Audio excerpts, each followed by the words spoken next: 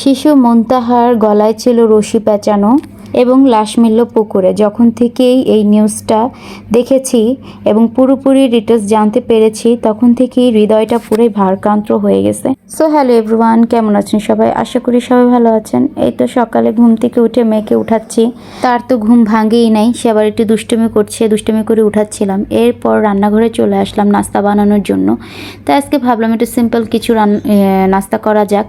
তাই ভাবলাম একটু ডিম গুলিয়ে নিই, আর ডিম দিয়ে পাউরুটি স্যান্ডউইচের মতো করে গুলিয়ে বানিয়ে নেওয়া যাক। তাড়াতাড়ি হবে, ঝটপট নাস্তা হিসেবে খাওয়া হয়ে যাবে, ভালোও লাগবে। আর এভাবে পাউরুটি ভেজে নিলে ভালোই লাগে খেতে মাঝে মধ্যে। আর আমি এটা খুবই অনেক আগে পছন্দ করতাম, যখন স্কুলে পড়তাম আম্মু টিফিন এটা বানিয়ে দিয়ে আসতো, আমার কাছে খুবই ভালো লাগতো খেতে।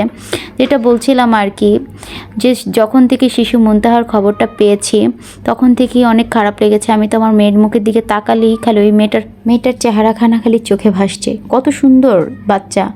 আমার মেয়ের বয়স হচ্ছে 3 বছর 7 মাস। ওই মেয়ের বয়স হয়তো বা 6 বছর কি 5.5 বছর, মেবি, আই ডোন্ট নো। মানে যতটুকু নিউজে শুনলাম আর কি, বাচ্চাটা দেখতে খুবই কিউট মাশাল্লাহ। আর হচ্ছে বাচ্চাটাকে কি দোষ ছিল বাচ্চাটার, এই মাসুম বাচ্চাটার এইভাবে নৃশংসভাবে হত্যা করার? যারা হত্যা করছে তারাও যথেষ্ট বয়স্ক। মানে আমি অবাক হয়ে গেছি, এই ধরনের বয়স্ক মহিলাদের মাথায় এই ধরনের চিন্তাভাবনা কিভাবে হয়। এখন এই যে কথা বলতে বলতে আমার পাউরুটিগুলোও সুন্দর মতো ভাজা হয়ে গেছে। এখন এগুলাকে একটা একটা করে তুলে নিচ্ছি।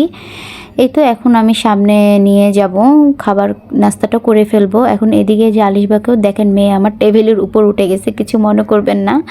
তো এখন এই তো নাস্তা করবে, আমিও নাস্তাটা করে ফেলবো আর কি। এদিকে আবার মেয়ে আবার জুস দিয়ে নাকি সে পাউরুটি দিয়ে খাবে। তো রুমে এসে এখন কাপড় চোপড়গুলো ছিল, কাঁথা ছিল, এগুলোকে আবার সুন্দর করে ভাঁজ করে সুন্দর করে গুছিয়ে রাখছিলাম।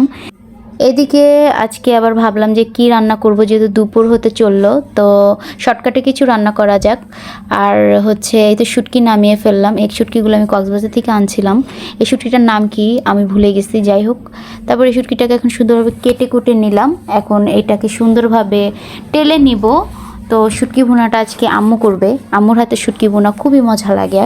এই তো শুটকিগুলো টেলে নেওয়ার পর এর মধ্যে পানি দিয়ে দিলাম। এখন সুন্দর মতো গরম পানি দিয়ে সুন্দর মতো পরিষ্কার করে নিব আর কি। গরম যেহেতু আগে এর মধ্যেই দেওয়া হয়েছে, এর জন্য এটা গরমই আছে আর কি, আর বেশি কিছু করতে হবে না। এখন এই শুটকিগুলোকে সুন্দরভাবে ধুয়ে নিলাম।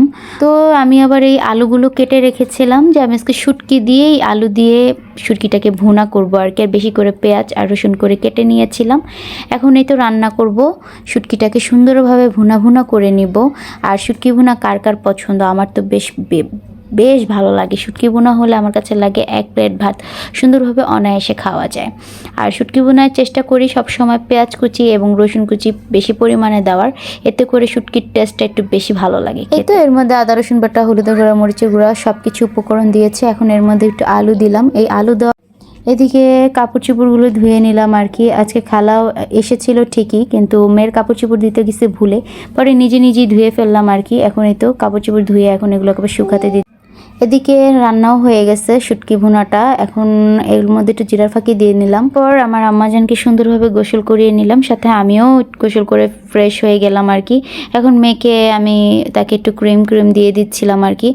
আর এই তো মাথাটা একটু ভিজা ছিল, এগুলো সুন্দরভাবে মুছে দিলাম। এখন চুল আশ্রয় দিচ্ছি। সে বারবার বলছে সে নাকি নিজে আশ্রাবে। এখন এই তো তাকে ফ্রেশ করানোর পর এখন আম্মাজানকে খাওয়াতে হবে। তারপর এই তো খাওয়ানোর সময় তার অনেক বায়না, সে খাবে না। তাকে 3 বেলায় খুব জোরপূর্বক করে খাওয়াতে হয়। মনে করেন খাওয়াচ্ছি না যেন যুদ্ধ করতে নামছি, খাওয়ানোর পরে মনে হয় যুদ্ধ জয়ী হয়েছি। আজকের ব্লগটি আমার এই পর্যন্তই। ভালো লাগলে লাইক, কমেন্ট অ্যান্ড শেয়ার করে দিবেন। আল্লাহ হাফেজ।